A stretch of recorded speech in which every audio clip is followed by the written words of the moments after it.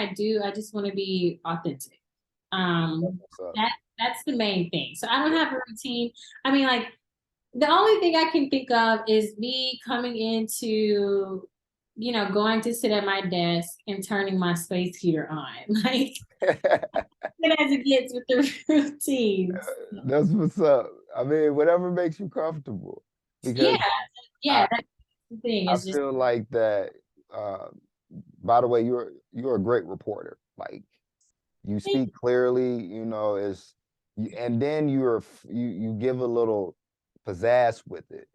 You know what I'm saying? Because a lot of in my opinion, a lot of reporters they just sound plain and trying to sound like the big important person that's important. Now, granted, if it's something serious going on, yes, I understand you gotta show concern, but on certain leads or certain things that you guys report on, I'd be looking at some of them and be like, man, you acting like this is a war.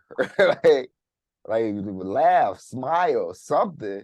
So that when you report, it makes others, and I witnessed this in rooms full of people when they watch the news and then you pop up, that people actually smile when they see you.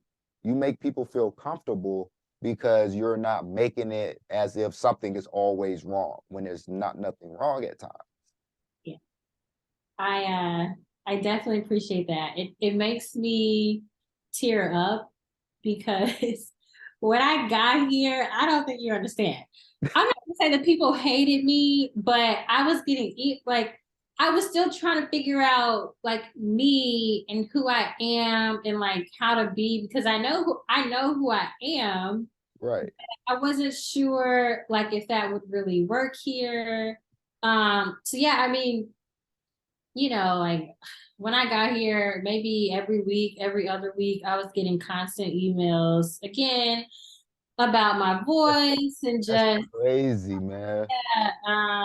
my voice was one, like delivery, like all that. And That shows that the haters are important. We need y'all. I'm gonna I'm speaking to the haters. We need y'all. it was it, it was so difficult. Like I remember just crying all the time. And I think it kind of made me try to do better. Like I was giving it my all, but I think now I'm more comfortable than what I was in the beginning, and that's just the biggest thing. Like I know who I am. Like I think of myself as like a funny person. Like I think of humor as like a love language. That is my love language. Is That's just what's up. me. Like people tell me all the time, "You're funny," and I'm just like it's not that I'm intentionally trying to make y'all laugh, but I was thinking about it today. I'm like, that's just who I have always been. And I don't ever want to change that. Like I want to be me when people turn on the TV. Like Right, exactly. Now, during your any have you had any reports that you have done that was like difficult or dangerous? Because, certain situations it's almost like y'all put yourselves in harm's way sometimes to get a I report think out. recently I feel like the blizzard was one of those situations. I Like agree with that one because you was in recent, yeah, pure like it was a whiteout while you yeah. were We reporting. drove from Grand Rapids to Zealand. And that's a nice ways. And in those conditions, it was kind of like, whoa. I felt like I was having anxiety just driving to Zealand. But like I um I didn't mind like again, I feel like it's our duty to inform. We should not put our lives on the line at all. But there were a lot of people who really appreciated the coverage. Like I had people telling me, we decided to stay home that day. Like we decided not to travel because of, what we saw. And so Right. I mean, that's all I want to do. Is to help people make informed decisions every day. So yeah, the blizzard was definitely one. I have definitely covered my fair share of difficult stories. I feel like most of them, like the MSU shooting was one for sure. That's the most recent. Right. I think of some just from my previous market, because I'm still connected with some of the people and the families there. So Wow, that's a beautiful thing. yeah, just recently, it was like the anniversary of this girl who she was pregnant at the time. She was like 8 months pregnant, just like a couple weeks to her due date, and her uh boyfriend, ex-boyfriend, at the time killed her. And so I won't go into too much detail about that, but that was one of the hard stories. Mm, Definitely the ones that are difficult are like the missing kids, right. or you're not even missing kids, just missing people in general. I know that there's a case still back in my previous market where like the family is still trying to search for like their daughter, their granddaughter. And Wow, yeah, that's um yeah. yeah, it's difficult. It's like you try to do what you can, but it's like if I could just go get her wherever she is, I wish I could. Right. Um, but I can't. So it's like I try to continue to put those stories out, but it's really difficult to be in that space. Man, I hear you. I hear you. Miss Pfeiffer. So I did my research. I did my little journalism thing. I'm proud of myself. And Okay. I came across that you are a part of the association, excuse me, of Black journalists. Yes. Yep. National Association of Black Journalists. Yes, you got it. Okay, all right. What does that entail, and how did you become a part of that association? My mentor at the time, like, kind of recommended it to me. And it's really just a network of just Black media professionals. So people who are in TV, radio, print, all of the different forms of communication. I mean, you have people in public relations, Wow. magazine. So yeah, it's just an organization for us to connect and learn from each other, and sometimes get different Wow. opportunities that happen. So yeah, there's not like a local chapter here. Um, So how would you, so you have to go to where you're registered at to like join a convention or seminar and whatnot? yeah, so you would just like I would like I'm active through just the national like organization, and so that's how I am able to um go to conferences and seminars and different events that they've had. So yeah, Oh, it's yeah, I mean that's a huge organization to be a part of as well. Um they have like a conference every year where they have like different representatives from different companies who come and they interview you, and you just really connect with people in, I mean, even network television, people in like local news, so yeah, it's that is another organization that is just really helpful and supportive too. oh, okay. So how are you able, or what's the recommendation to get into that type of organization? I think you just sign up. Like it's nothing difficult. Obviously, there's a fee, and that's pretty much it. You just pay for it, and Oh, you have access to do. Yeah, it's just like whatever organization anyone wants to join. Like it's kind of that simple. It's not like you have to I thought apply. you had to get chose to be a part of it type, Oh no, you no, it's know? not that type of no. I mean, they want to help anyone, all like Black journalists who are up and coming, and even those who have like been in the shoes of just trying to get where they want to be, like it's just a really big networking opportunity. Wow. Have you ever met any like stars or any type of reporters that you admire?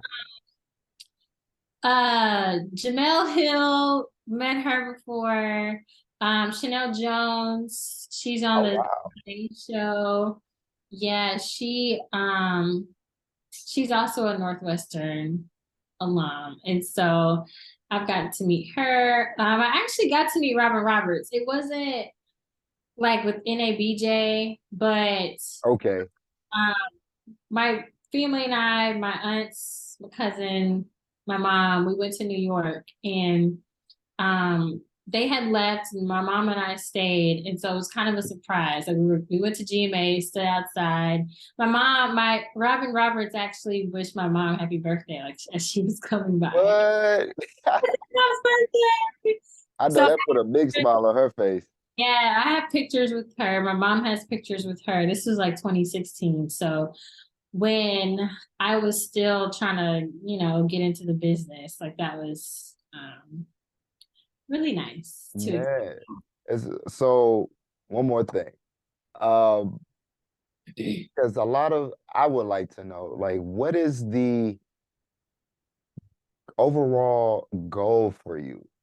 Is it going past a reporter? Because it seems you have a huge following as a reporter, man. Like a lot of people follow you.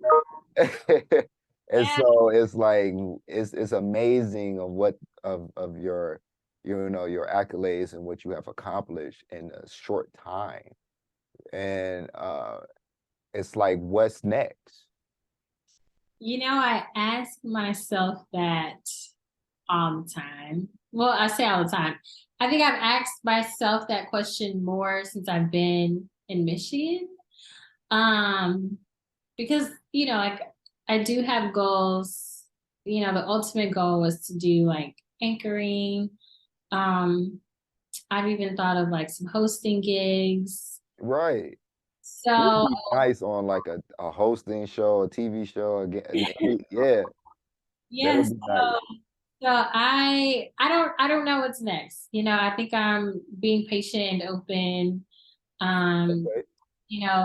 to what God has because I know, the plans that I think I have for myself, but what He has is essentially better. So yeah, I'm just kind of waiting for Him to reveal that to me. Oh man, I can't wait because whatever it is going to be, I could actually be like, yeah, I know her. Yeah. We cool. That's my friend right there. Like I can actually say that. Yeah, so I don't know. We'll see. Yeah, See. I I have high hopes, man, for real. I see it. I see it in your future because like even what you're doing for Unapologetic Podcast is we thank you for that, especially out of your busy schedule and for the many demands that is asked from you because of who you are. We thank you for becoming a part of the family, and we will always have the doors open for you because we have Yeah, to have you back on the show, and we I appreciate it. would definitely love that. And definitely want to give um praises to you, as a young Black man out here, doing positive work. I get to see it out in the community and like, that's like one of my favorite things to see because people have these stereotypes about, Yeah, it's like people, even as a Black man. So, um, I'm glad that you are out here doing, good work for thank sure. you, thank you very much. And if you ever need a story, I'll be happy to be a part of it or Like I be. said, you have my number. So if anyone ever has any ideas, let me know. The good thing about my shift is that I do get to do a lot more like positive stories, stuff that's going on in just people's communities. Oh Um, yeah, I got a special coming up. I'm just gonna get ready for it. so yeah, just let me know. Yeah, of course. We thank you. I ain't gonna keep you too much longer. Ladies and gentlemen, we appreciate you for supporting Unapologetic, your #1 podcast. We're right here at Z.G.E Studios. It's been a fantastic journey for us so far. And I already know it's gonna just get bigger and better, especially when I have guests like this on my show. You can't go wrong, man. Can't go wrong. But make sure you subscribe, make sure you like, of course, leave a comment. The description below will have Miss Gabrielle's information. Like she said, if you have a big story, something to cover, please, we're going to have her email at the bottom so she can get right back to you. And plus, you will know a superstar yourself. And thank you so much, Miss Phifer, man. We enjoyed your conversation. And like I said before, please don't hesitate to give us a call, come back on the show. We Yeah, love you. thank you. And thank you all, man. And thank you for being unapologetic. We'll see y'all next time.